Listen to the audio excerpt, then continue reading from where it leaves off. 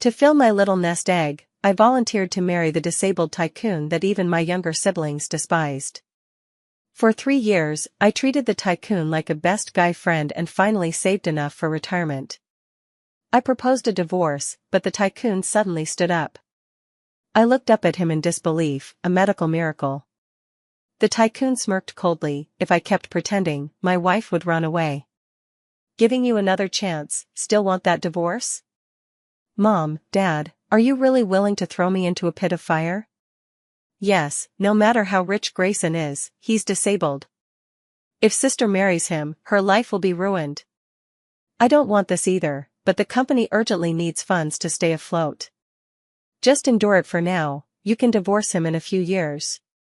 Watching my distressed parents, my furious younger brother, and my devastated sister, I, the bystander calmly eating melon seeds, decided to step forward. Raising my hand high, I declared, I'll marry him. Hearing this, my parents stopped sighing, and my younger sister stopped crying, all turning their eyes to me. I immediately declared my stance, I'm serious. I don't believe in love.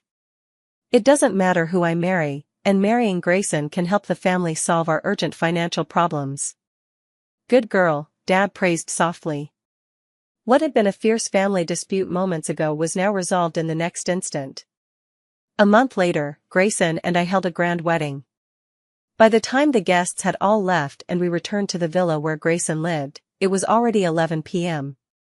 I rushed straight to the new house, changed out of the obstructive red toast dress into loose loungewear, then clattered down the stairs and dashed into the kitchen to grab a palm-sized cake. As I was wolfing it down, Grayson wheeled himself into the kitchen and frowned slightly at my ravenous, reincarnated hungry ghost appearance. Are you hungry too? Want some? This cake is delicious. After taking a refreshing sip of lemon tea, I stuffed a small piece into Grayson's hand before cutting another large slice for myself. Were you really that hungry? Grayson looked utterly baffled. Yes, absolutely, I swallowed my food and responded immediately. To prove my words weren't false, I even lifted the hem of my shirt. See, I'm so hungry my stomach's clinging to my back. Riley. Grayson suddenly raised his voice and called my full name. Startled, I sheepishly put down the red wine in my hand, muttering under my breath, it's just a bottle of wine. Was raising your voice really necessary? Stingy, we're married and I still can't drink a bottle of your wine.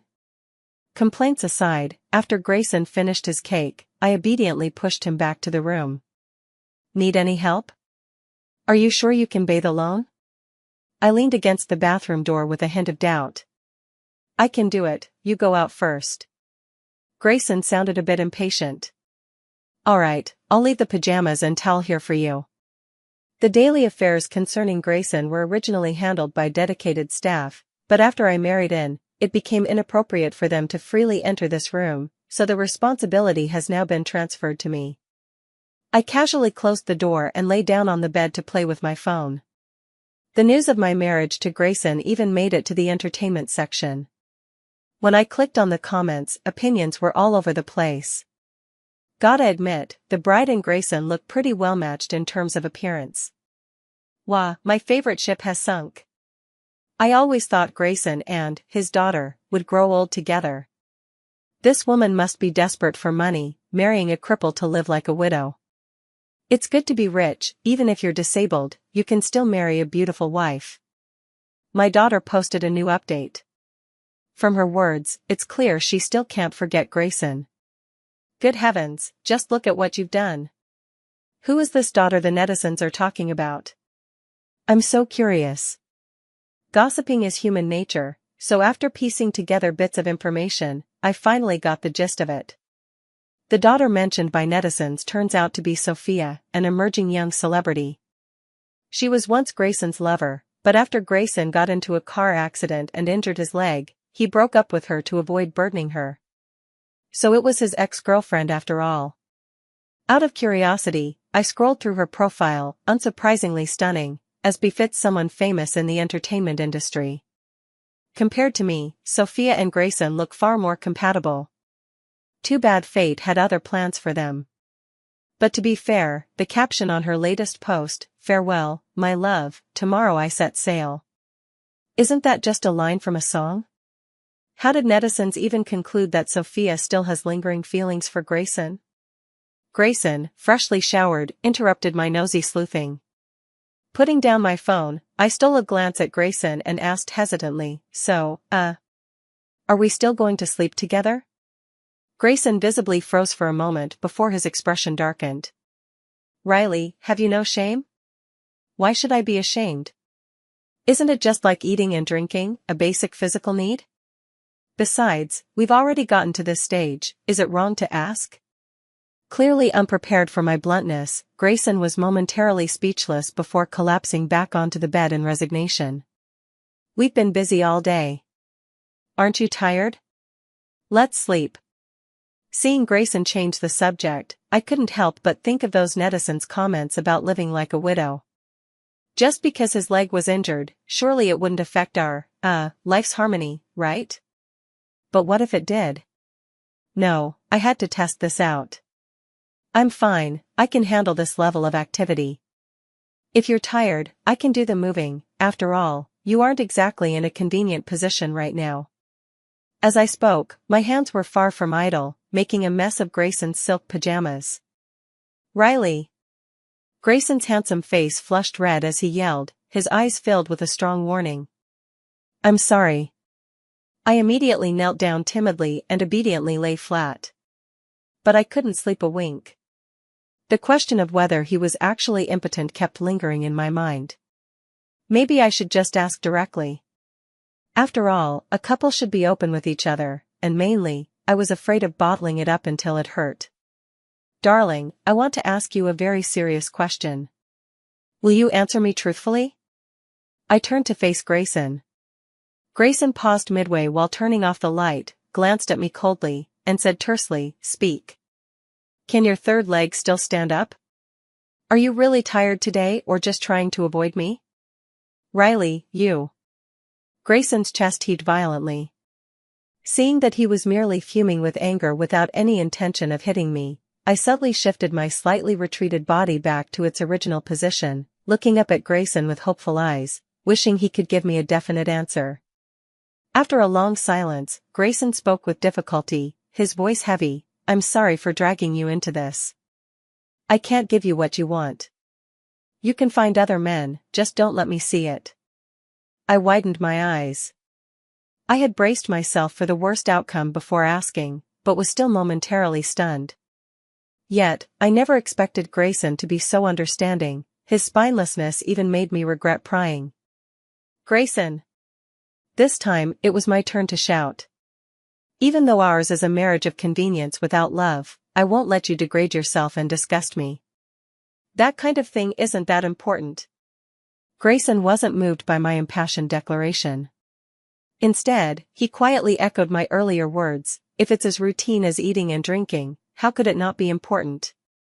The slap in the face came so quickly that I defiantly defended myself, stiffening my neck.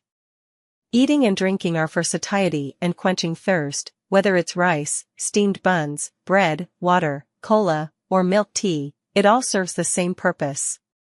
You can't do it, I can use toys, it's the same. The harsh truth angered Grayson again, and he snapped at me, if you can sleep, sleep. If not, get out. Enough talking, let's sleep. The next morning, Grayson was no longer beside her. Despite his physical disability, he remained strong-willed and had already started working early in the morning. Riley. From now on, the household management will be in your hands. Stop. Isn't there a butler? Leave professional matters to professionals. I don't understand these things. The marriage was essentially a bargaining chip exchange. While Grayson's dowry of $200 million landed in my hands, only $500,000 actually remained, the rest was used to cover my father's company losses. If I take this job, won't I have to devote all my time and energy to this villa? I still need side gigs to earn my retirement money. Thinking of this, I looked sheepish. Honey, will you give me pocket money? Grayson's expression was complicated. Yes, I'll give you a supplementary card later.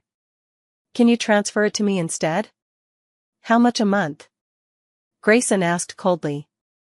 Food and accommodation are already covered, no need to be too greedy. Just like at home, 100,000. Grayson looked at me in surprise. I cautiously met his gaze. Was I asking for too much?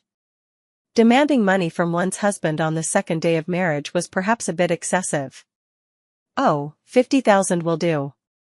Grayson sighed. I'll give you 500,000. How much? 500,000? After a stunned pause, I jumped up, leaned over to hug Grayson's neck, and excitedly kissed his cheek. Thank you, hubby.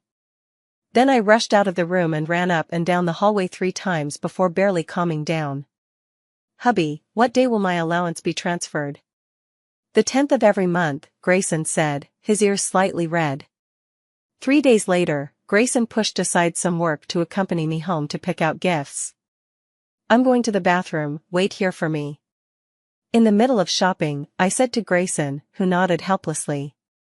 In just a short time away, Grayson got into trouble. What are you doing? What's going on? Picking on my husband because he's disabled?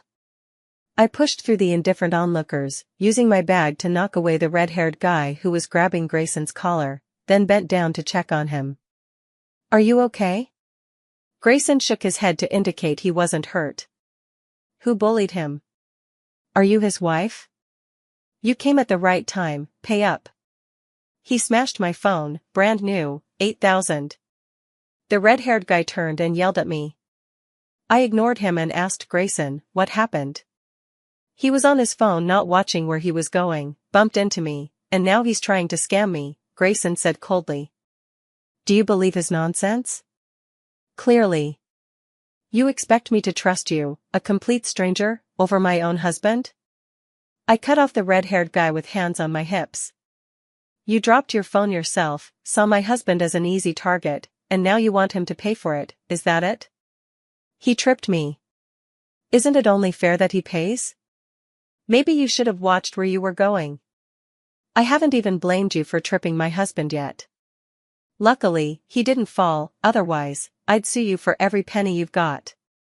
Stop making a scene. I don't have time to argue with you. Pay up. You think you can just say whatever you want? Where's the proof? Don't slander me without evidence, or I'll sue you for defamation. Just as I was arguing heatedly with the red-haired guy, Grayson, who had been watching from the sidelines, tugged at my sleeve. Honey, there's a camera over there. I immediately understood and pulled out my phone. Since there's a camera, it should have recorded what just happened. We can call the police to handle this. If it was my husband who hit you, we'll pay and apologize.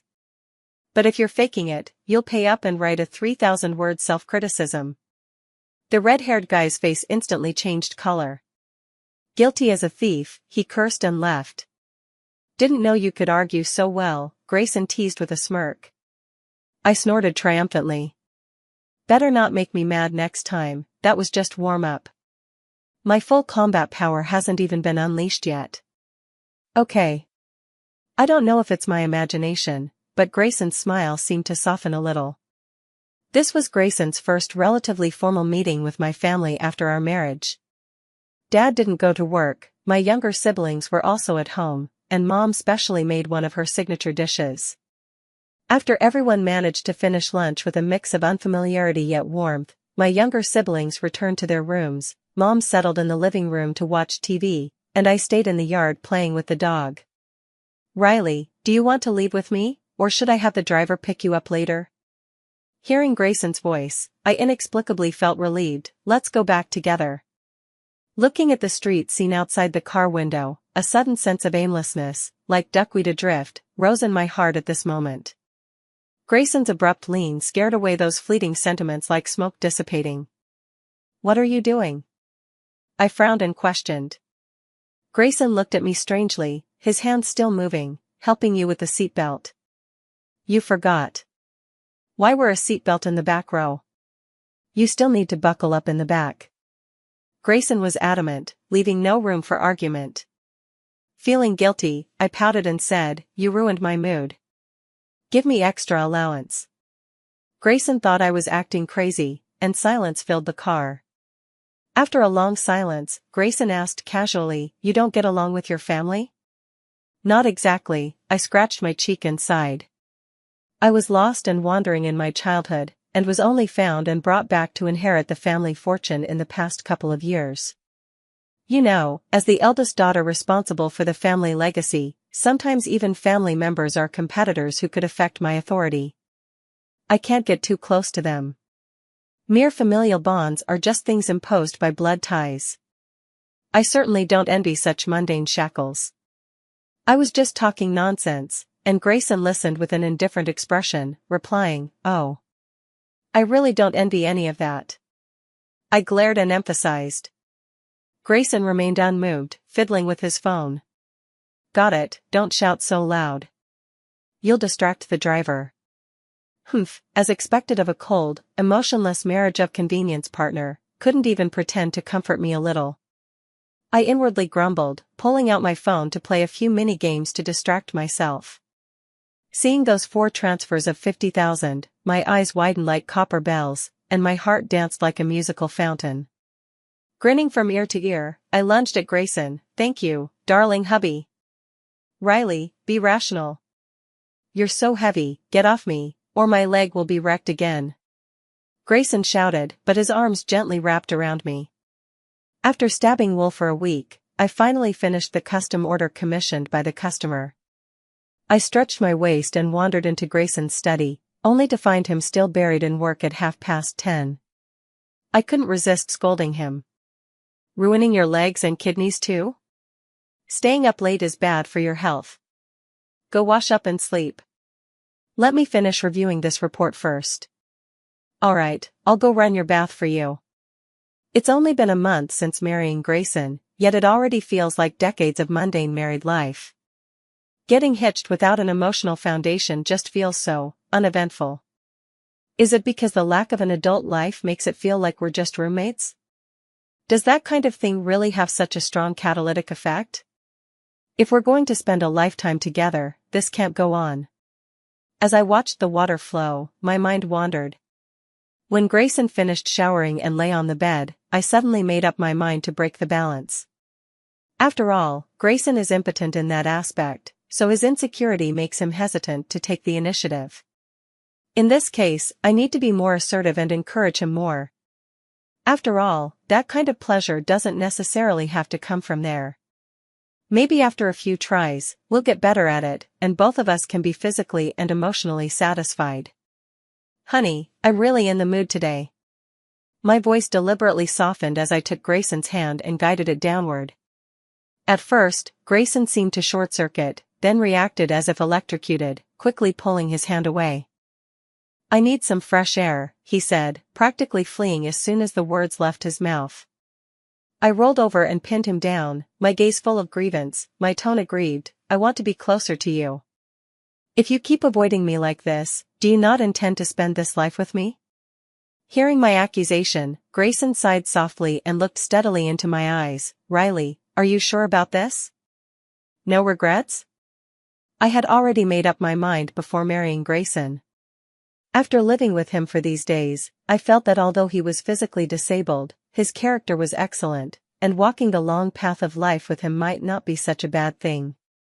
"Yes, no regrets." I nodded with a smile. The next day, Grayson suddenly said to me, "We're going to Grandpa's house tonight to celebrate his birthday.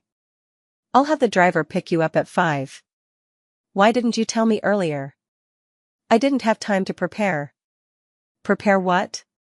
"Makeup, manicure, hairstyling, choosing an outfit, and getting a gift for Grandpa."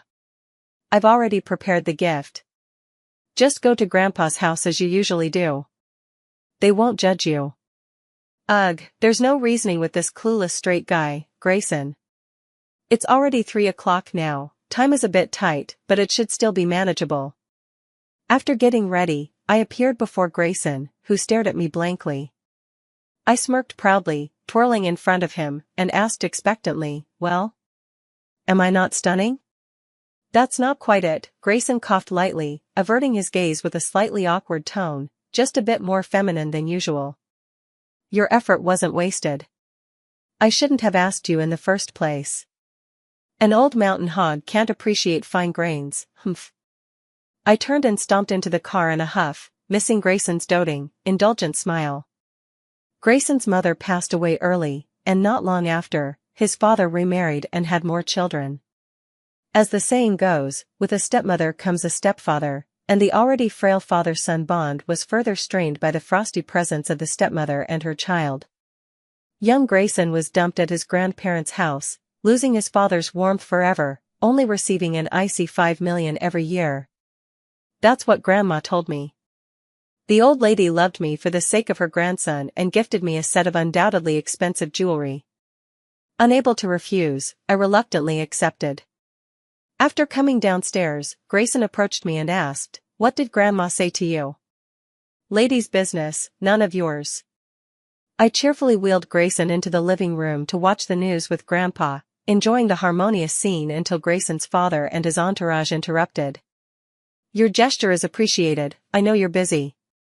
If you have things to attend to, you may leave. Grayson and Riley are here to keep me company."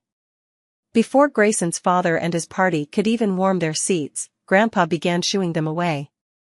Mason, Grayson's younger brother, sensing the tension, quickly stepped in with a smile to ease the situation.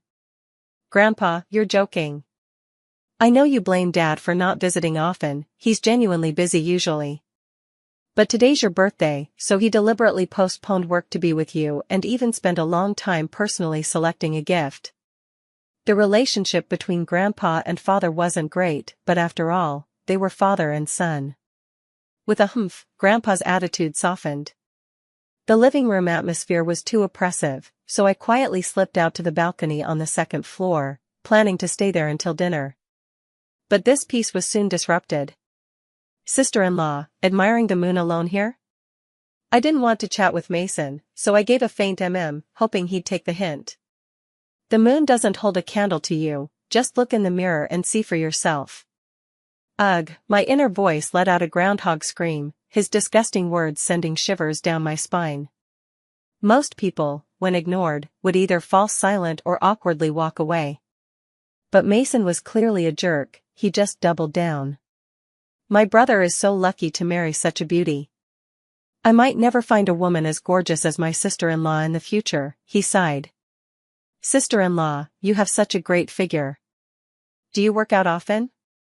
Mason leered at me with a frivolous look. "Some people are just trash at first sight." I couldn't take it anymore and slapped him. "An elder brother is like a father, and a sister-in-law is like a mother. How dare you flirt with your own mother?" Mason was completely caught off guard by my slap. Holding his cheek with one hand and pointing at me with the other, he stammered in shock and anger, You. What? You wanna hit me?" I stood on tiptoe and thrust my face forward. "Go ahead, take your shot. If you dare lay a hand on me, I'll wail like a banshee and tattle to the elders. I won't stoop to arguing with a shrew." He ground his teeth before storming off. Bad luck, I spat at Mason's retreating figure, then turned to see Grayson in the courtyard. The shadows of the trees made his face look unnervingly grim. "Is the plan proceeding smoothly?" "Find an excuse to lower the price further. They're not in a hurry to sell, wait until they've bought up everything. Put other matters aside for now and shift your focus here. No accidents, I just want to wrap things up ahead of schedule." I got up in the middle of the night to use the bathroom and heard Grayson talking to someone. Curiosity overcame my drowsiness, so I stepped out of my room to investigate. Grayson, who was on the phone in the corridor, heard footsteps behind him and turned his wheelchair around. Seeing it was me, his guarded expression relaxed slightly. "Did I disturb you?" he asked. I shook my head. "No, I woke up needing to pee." Grayson was momentarily speechless. I pushed him back to the room. After exchanging a few brief words, Grayson ended the call. "What's with this, the weather's turned cold, let's bankrupt Mason expression of yours?" I eyed Grayson suspiciously.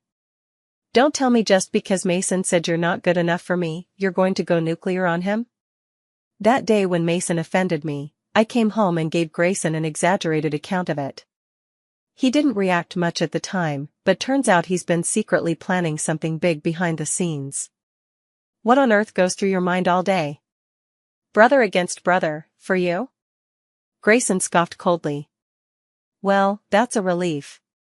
For a moment I thought I was about to become the femme fatale. I patted my chest, feigning a look of lingering fear. Grayson rolled his eyes. Don't worry, you don't even meet the trigger conditions. Can't you say something pleasant for once? I huffed, slipping my hands under Grayson's shirt to feel his firm chest and abs, soothing my wounded pride. Grayson stopped my restless hands. Behave. Go to sleep. I obediently murmured, oh, then after a moment of silence, softly called, husband. Should we leave some retirement money for Dad? I cautiously suggested. Grayson ruffled my hair, his voice gentle, okay. It had been 2 weeks since I last had a meal with Grayson, as he had been extremely busy during this time. I vaguely knew he was orchestrating a grand plan, years in the making, and everything was about to come to fruition. That day, as I passed by Grayson's company after shopping at the mall, I suddenly felt the urge to visit him. Coincidentally, I happened to witness Grayson arguing with his father.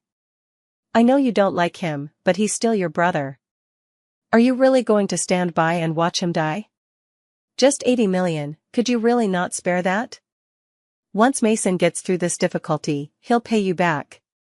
It's not like he won't sign an IOU. Father-in-law was domineering, not at all like someone asking for a loan. Father overestimates me. I'd love to help my brother, but I'm powerless. The company's finances have been tight for a long time, and I'm already at my wit's end. Grayson wore a distressed expression. The moment I ask to borrow some money, you start crying poverty. Brothers should support each other. As the older brother, you should set an example. After we're gone, he'll be your only family. If you don't help him, who will? Think of a way. Father's authority didn't work, so the old man resorted to emotional blackmail. He's in trouble, and you're so concerned. But when I'm in trouble, I never see you do anything for me. Am I not your son?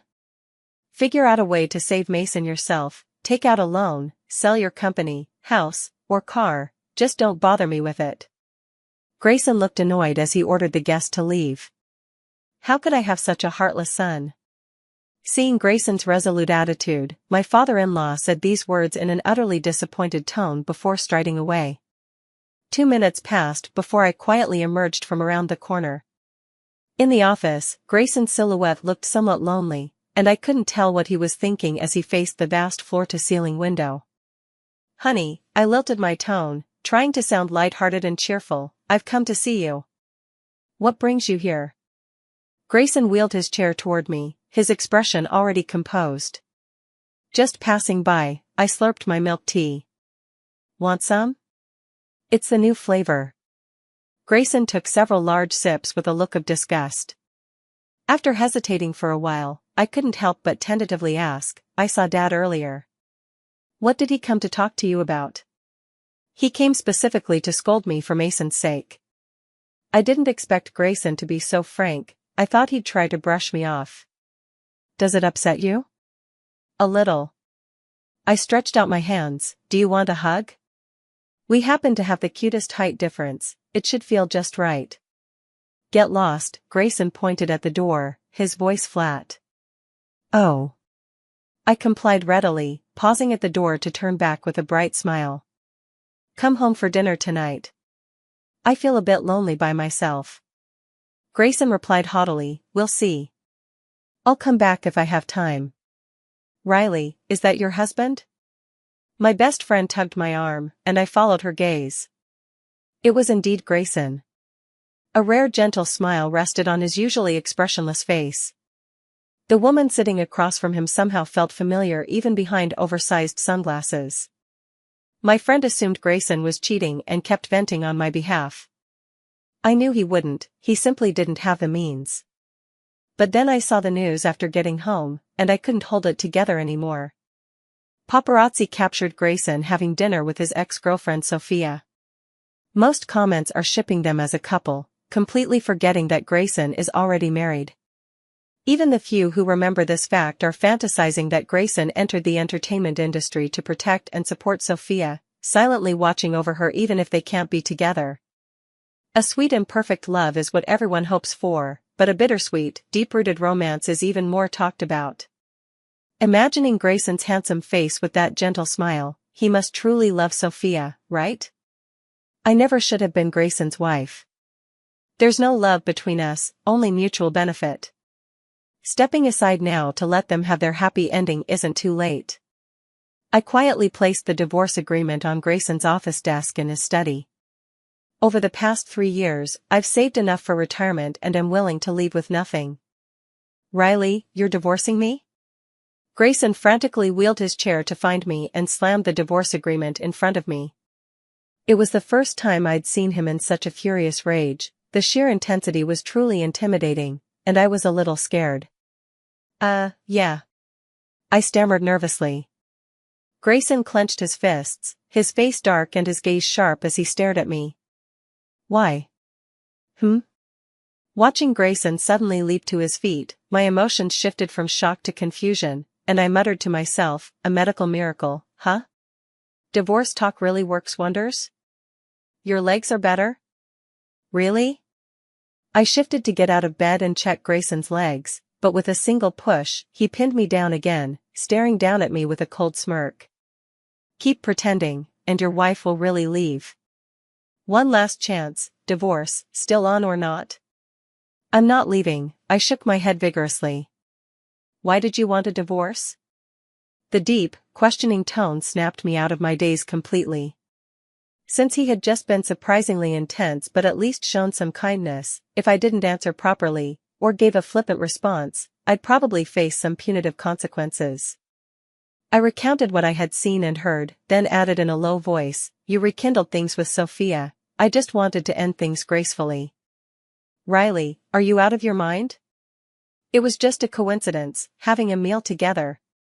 If it was just a meal, why were you smiling so tenderly at her? Because your name happened to come up in conversation, it was an involuntary expression. Grayson gritted his teeth and reluctantly confessed, which secretly thrilled me.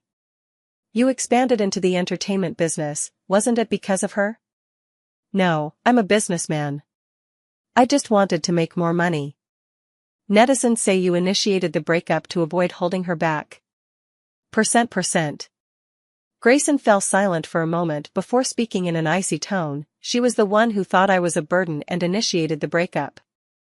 Oh no, seems like I've unintentionally dug up an old wound. I reached out, circling my arms around Grayson's neck, and stared intently into his dark pupils with a serious expression. You were never a burden. Thank goodness she left, for it allowed me to find treasure. I'm sorry for misunderstanding you. I always thought our marriage was fragile, lacking the support of love, unable to withstand the slightest turbulence. Grayson's gaze softened as he chuckled lightly. I was just about to cultivate this topic further, but you apologized so quickly, now I'm at a loss. Not the least bit fragile, our initial encounter was indeed without love. But as we journeyed together, affection quietly sprouted, grew, and permeated everything. After Sophia entered the entertainment industry, her relationship with Grayson generated plenty of buzz and brought her considerable benefits. Faced with the gossip this time, Sophia not only didn't refute the rumors but even added fuel to the fire by making ambiguous statements. She remained a frequent trending topic for several days, soaking up the spotlight. This wave of publicity even landed her a new endorsement deal. Grayson is already married, yet Sophia is still clinging on to suck his blood. I simply can't stand it anymore, especially after learning that she was the one who actively dumped Grayson. My disgust for her has reached its peak. I immediately registered 2 social media accounts, one mimicking Grayson's and one for personal use, both with matching profile pictures and names as a couple. My personal account mainly showcases our daily affection, while Grayson's account mostly reposts and likes my content. Soon, netizens took notice, and some gossip accounts even fanned the flames, stirring up drama. The tide of public opinion began to shift, with Sophia transforming from a pure-hearted muse to a green TB*TCH. Some haters and casual onlookers made particularly harsh remarks, labeling her as the other woman. Sophia's team must have been monitoring the buzz, as the related hype suddenly died down, and certain keywords disappeared from sight. This time, I didn't even confront her directly, just a warning, hoping she gets the hint. Sophia called me. "What did you do?" Grayson asked, amusement glinting in his eyes. Instead of answering, I countered, "Did she go running to you to complain?" Grayson shook his head. "No, she apologized to me." "Humph, what could I do?" Subtly asserting my sovereignty, "That's all." "Well done," Grayson ruffled my hair. I knew she was using me to build her image, and I couldn't be bothered to respond. "Sorry for making you unhappy." "No need to apologize, I've already found my happiness back." "Want to make me even happier?" "I do." I threw myself into Grayson's arms, slightly bashful. "Let's have a baby." "All right." Extra, Grayson's perspective. In order to obtain Sinclair Group's core technology, my father arranged for me to marry the daughter of the Sinclair family. The eldest daughter of the Sinclair family married over.